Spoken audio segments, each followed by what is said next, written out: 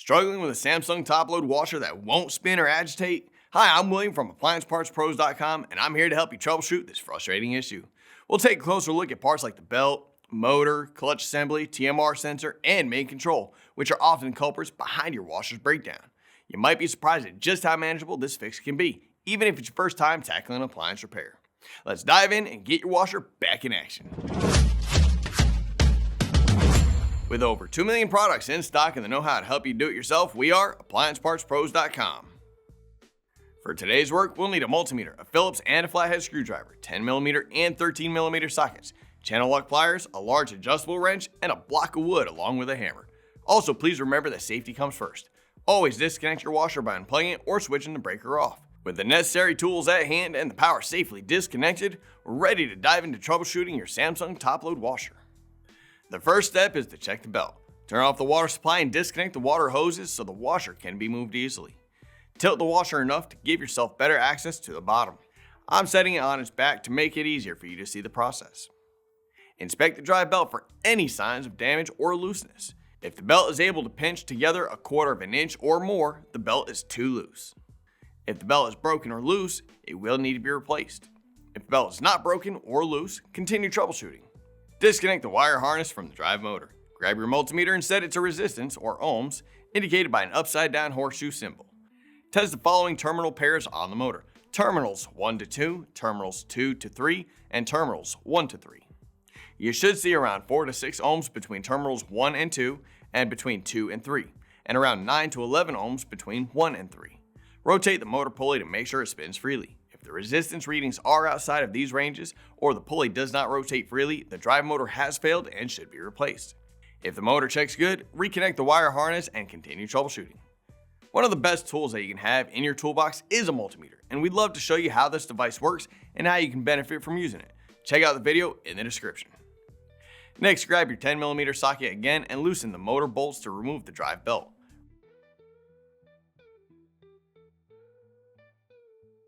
Remove the clutch bracket bolts and set both the bolts and the bracket aside.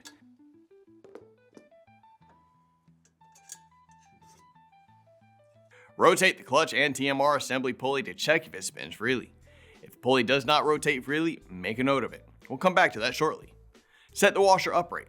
Grab your Phillips screwdriver and remove the screw securing the console back panel. Separate the back panel from the console and set it aside.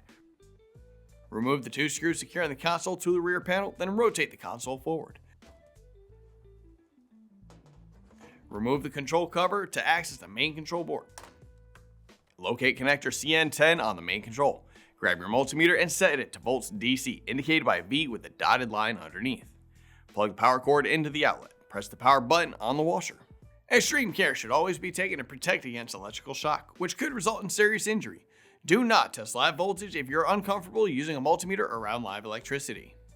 Test from the red wire at pin 8 to the black wire at pin 1. You should see 5 volts DC. Then test from the blue wire at pin 5 to the black wire at pin 1. You should see around 2.9 volts DC. If the pulley didn't rotate freely, or if there was not 2.9 volts DC reading, the clutch and TMR assembly has failed and should be replaced. If the pulley rotated freely and both voltage readings are correct, or if there was not 5 volts DC reading, continue troubleshooting. If there is no 5 volts DC reading when testing at connector CN10, or if all other components have tested good up to this point, the main control is the cause of failure. This conclusion is confirmed through the process of elimination using the troubleshooting steps we've completed. Since we found the clutch and TMR assembly has failed, let me show you how to replace it. Turn off the washer and unplug the power cord. Grab your flathead screwdriver and lift up the pulsator cap. Using a 10mm socket, remove the pulsator mounting bolt, lift the pulsator out, and set it to the side. Grab your adjustable wrench and hammer. Remove the tub nut by rotating it clockwise using the wrench and hammer. Tilt the washer enough to give yourself better access to the bottom. Disconnect the TMR wire connection. Remove the cotter pin and disconnect the shift actuator link from the clutch arm. Grab your 13mm socket and remove the clutch and TMR assembly mounting bolts. Pull the assembly out and set it aside. If your assembly is difficult to remove like this one, grab a block of wood and a hammer and gently tap from the tub side to drive it out. Here's the old clutch and TMR assembly, and here's the new one. If you already got one, great. If not, you can pick one up at AppliancePartsPros.com. Slide the clutch and TMR assembly into place and secure it with the 13mm bolts. Secure the clutch arm link onto the assembly.